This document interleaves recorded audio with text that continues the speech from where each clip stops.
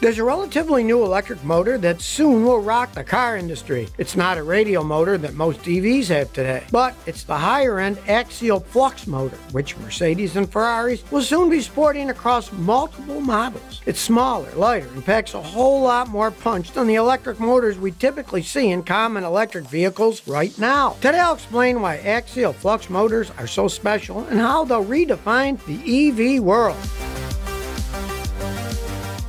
Mercedes has a super ambitious timing for going electric. In a nutshell, they intend for every Mercedes model to have an electric version by 2025. That's just 3 years from now. They'll continue to sell combustion engines in the US until the US bans it in 2035. But in Europe, they'll stop selling combustion engines by the model 2031, 4 years ahead of the combustion engine ban in the States. Mercedes plans on investing over $40 billion into their Strategy Update Electric Drive. That's their initiative to develop and build battery electric vehicles. Mercedes will introduce 3 new purely electric platforms from 2025. The MB.EA, AMG.EA, and the Van.EA. These platforms will make it possible for any customer to choose a fully electric variant of any Mercedes model. The MB.EA platform is scalable and will be for future medium and large passenger cars. And they'll kick off the electric versions of the current Mercedes C-Class and GLC with this platform. Then, there's the AMG.EA platform. That's the high-performance electric platform. And it'll go into production in late 2025. Lastly, there's the Van.EA electric program. That's going to underpin future Mercedes vans and light commercial vehicles. As part of this large strategy, Mercedes acquired YASA, which is a specialized electric motor maker in Britain. They're best known for its Axial Flux motor, and there's a whole lot of excitement in the car industry around this motor right now. But first things first, to appreciate the Axial Flux motor, you have to know how it differs from combustion engine and also other electric motors. Let's put it in perspective.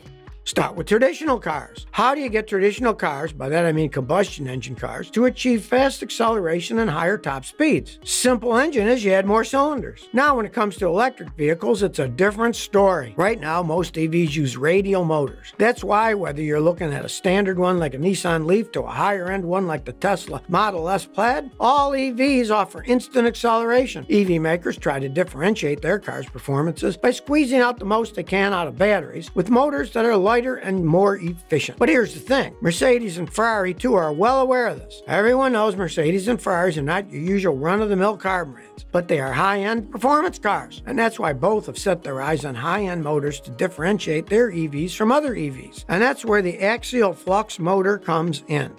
So what's the difference between the radial motor versus the high-end Axial Flux motor? Well, with the radial motor, every time you press the accelerator in your EV, you're pushing hundreds or even thousands of amps of electric currents to copper coils. Once these coils are energized, they become electromagnets with attractive and repulsive forces. Then the stationary stator surrounding the rotating rotor creates a magnetic force that produces the torque that starts turning the wheels of your EV. Radial motors usually give you high power but modest torque, but Axial Flux motors, on the other hand, is the complete opposite. It gives you much higher levels of torque with less power. And when I say torque, I mean the kind where your head hits the headrest. Compared to radial motors, axial motors are way simpler, lighter, and more efficient. They're lighter because they require less iron, copper, and permanent magnets. So you can see now that they pack a powerful punch. We're talking about a record lever power to weight ratio. By the way, just a fun fact, in the axial motor, the length to diameter ratio is very low, and that's why Axial Flux motors often referred to as flat or pancake motors. So we're talking about high-end pancakes here.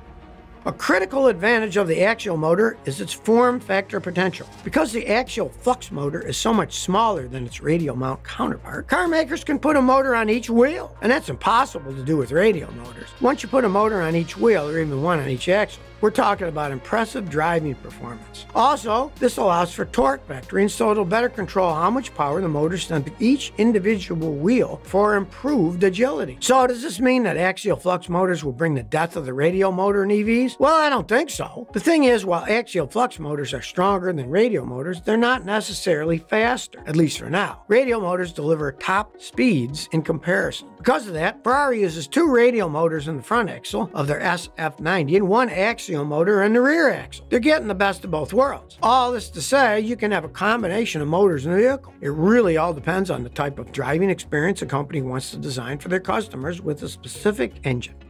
Now I know you're thinking the term axial flux motor probably reminds you of the movie Back to the Future. But sadly, no, it's not connected to the flux capacitor from the film series. But the two do have something in common. They're both unique and both have a hand in changing the future. By the way, the word flux might sound fiction and all, but actually the term flux just means the flow of current, so it's not just science fiction. If you're wondering what's so special about an axial flux motor anyway, well, the axial flux motor doesn't have a rotor that spins inside a stator. Instead, it has disc-shaped rotors that spin alongside a central stator. Then it leads the flux to travel axially through the machine instead of traveling radially out from the center. One advantage of this is that the axial flux motors generate torque at a bigger diameter, and that means you'll have less material in the motor. Actually, not many people know this, but axial flux technology was researched and patented by Nikola Tesla. It's all the way back in 1889. Even more interesting is that the brainiacs in the academic world say that the axial flux machine topology is more effective.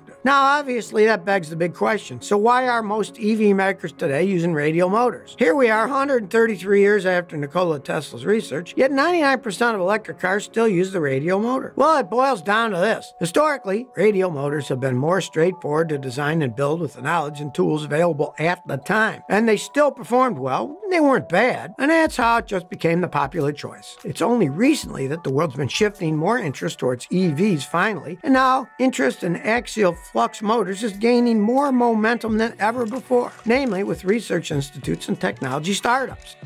Let's talk about YASA. There's a British company based in Oxford, England, and they make axial flux motors. Since axial flux motors generate torque at bigger diameter, less material is needed. And that's why YASA uses just a few kilograms of iron for their stators. In fact, this has reduced the mass of their machines by up to 85%. My best bet is that we'll be hearing more about YASA in the months and years to come, and specifically in the EV world if things turn out the way analysts expect. At the head of YASA is CEO Jürgen Banken. He has more than 25 years of experience at Mercedes under his belt. He also has a PhD in mechanical engineering from 2 universities. But YASA's game-changing motors weren't his idea, at least not originally. Actually, the YASA axial flux motors were the brainchild of Tim Woolmer, who's currently the head of technical development at YASA. When he was studying electrical engineering at the University of Oxford, he focused on the axial flux motor as part of his research. Later, Jaguar Land Rover made plans to use YASA motors in the CX-75. In case you're not familiar with this car, the CX-75 is a hybrid electric 2-seater that has enough horsepower to rival the McLaren P1, Porsche 918 Spider, and the Ferrari LaFerrari. But unfortunately for YASA, Jaguar Land Rover had to cancel the project because of financial constraints. But that didn't slow down YASA. Their motors ended up finding their way from the Koenigsegg Regera. And later, YASA motors ended up in the Ferrari SF90. Then came July 2021. That's when Mercedes acquired YASA. Mercedes did not disclose how it bought the company and what they paid for it. YASA felt they shared the same commitment as Mercedes to engineering excellence, innovation, and reshaping mobility for the electric age. Actually, even before the acquisition, the two companies have been working together since 2019. The acquisition gives YASA the technology, global scale, and the reach of Mercedes-Benz. So now you're caught up on the backstory. Recently, Mercedes announced that they'll put YASA's motors in 2025 AMG models. You know, it used to be back in the day, the car companies guarded their core technology in-house, and they did it themselves. And core technology, in the word traditionally used, was the engine, of course. But nowadays, with the rise of EVs, the term core technology means the electric motor, and it's expanded to include the batteries also. So you can see why Mercedes and Ferrari are on this new path with axial flux motors. Because if you're a high-performance car brand, you want a high-end motor like this, and not the standard radial motor that's oh so common in other EVs. And here's another advantage. YASA's axial motors could also remove the need for a powertrain on the skateboard under the middle of an EV. And once that's gone, it would open up more space for engineers to package batteries. This would also allow designers to experiment with new aerodynamic ideas. For example, to make more room for bigger front and rear trunk space. By the way, did you know that the axial flux motors are also being used in the aerospace industry? For example, Rolls-Royce has an electric aircraft called the Spirit of Innovation. It uses 3 axial flux motors to drive itself. And the Spirit of Innovation just so happens to be the world's fastest electric vehicle. We're talking about top speeds of 380 miles an hour. That makes it even more faster than the Spitfire fighter aircraft that was powered by a Rolls-Royce V12 combustion engine. Last year, NASA spun out their electric aviation division called Evolito. Needless to say, Evolito's mission is to revolutionize air travel. In Evolito's opinion, we want towns and cities to be greener, quieter, more friendly, so we have to aim higher than just making electric cars mainstream. We need to go further than that, for example, making commercial flights electric too. Only then can mobility be truly sustainable. And that's where they feel Axial Flux motors can come to the rescue. Evolito says their motors will enable the aerospace industry to leave behind the legacy radio-electric motor technology that's been holding the market back. The thing is, legacy radio motor technology in aviation is over 50 years old. There's very little innovation roadmap left ahead. On the other hand, axial motor technology has a lot more room for development and evolution.